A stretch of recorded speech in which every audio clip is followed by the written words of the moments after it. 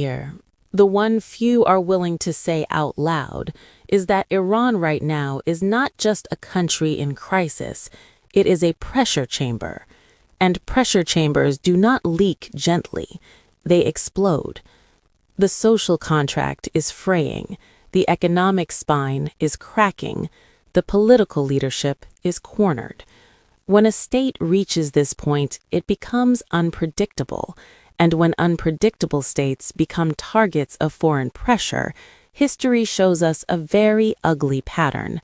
Leaders harden, security forces tighten, nationalism spikes, and compromise dies quietly in the background.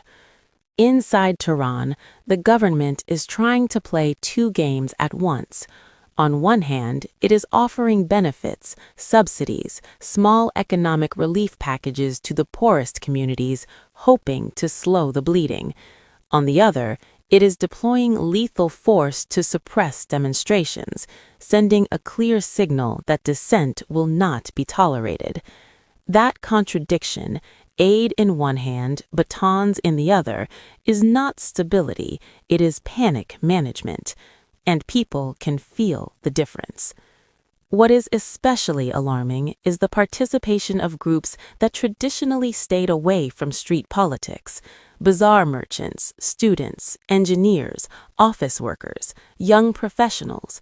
These are not revolutionaries by instinct, these are planners, builders, cautious minds. When they step into unrest, it means the system has failed them. It means the math no longer works. Rent is too high, food is too expensive, water is too scarce, and patience is gone. Russia is watching all of this with a cold, strategic eye. Moscow has seen what happens when internal unrest meets external intervention. It saw it in Libya, in Syria, in Ukraine, in countless color revolutions and counter-revolutions. The pattern is familiar. First come the protests, then the pressure, then the concern, then the sanctions, and finally the strikes. Russia's message is essentially this: we know this script and we do not accept it. By labeling potential U.S. action as externally inspired aggression, the Kremlin is framing the situation not as humanitarian concern, but as geopolitical engineering. In other words, Moscow is accusing Washington of using instability as leverage, unrest as justification, and chaos as opportunity. Whether that accusation is fully fair is debatable. That it is strategically potent is undeniable. The language Russia used was not accidental, disastrous consequences. Not serious, not significant, disastrous. That word is heavy. It implies loss of control. It implies irreversible damage. It implies chain reactions that cannot be stopped once they start. And in the Middle East, chain reactions rarely stay local. Energy markets would be the first to feel it. Any strike on Iran would immediately threaten shipping routes, oil supplies, and global prices. The Strait of Hormuz is not just a body of water, it is a financial artery. Block it, and the world economy coughs.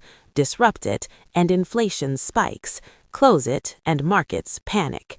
Russia knows this. China knows this. Europe knows this. The U.S. knows this too. Then come the alliances: Hezbollah, Syria, Iraqi militias, Yemeni forces. This is not a one-front theater. This is a web.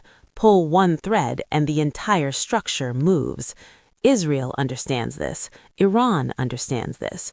Russia is reminding Washington that war with Iran will not be clean, contained, or quick. It will be messy, asymmetric, relentless.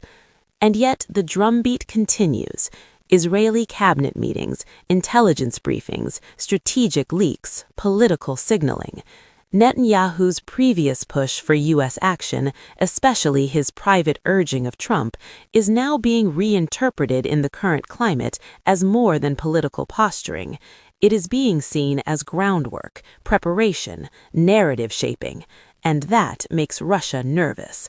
Because from Russia's perspective, this is not about defending Iran, it's about defending a principle that regimes should not be changed by force under the cover of unrest, that internal instability should not be weaponized by external powers, that global security is not a chessboard where smaller states are expendable pieces.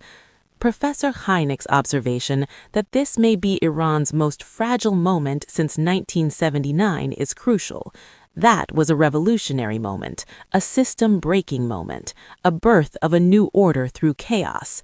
To suggest that the country is now in a similarly vulnerable state is to suggest that the foundation itself is trembling. And when foundations tremble, even small shocks can cause collapse. There is also the psychological dimension. A population under economic siege reacts differently to threats than a population at peace. Fear amplifies anger, anger accelerates action, action triggers response, and response escalates.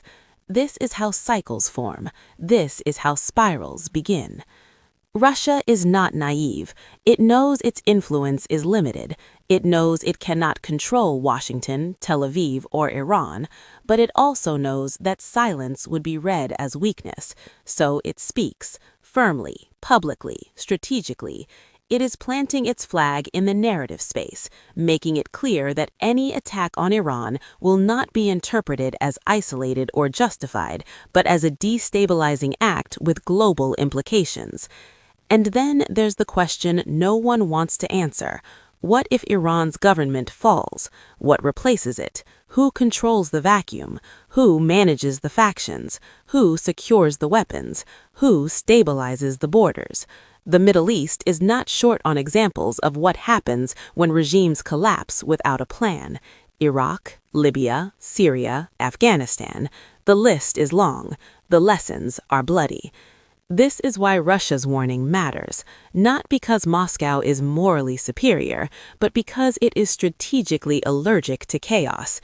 It benefits from predictable adversaries, stable regimes, clear power structures. An unstable Iran is not useful to anyone, not to Russia, not to China, not to Europe, not even to the United States. And yet, the world keeps drifting toward the edge. Every hour that passes without de-escalation is another hour closer to miscalculation, a drone misidentified, a missile misread, a strike misjudged. In high-tension environments, accidents become catalysts, and catalysts become crises. The tragedy is that everyone can see the danger, and still everyone keeps walking.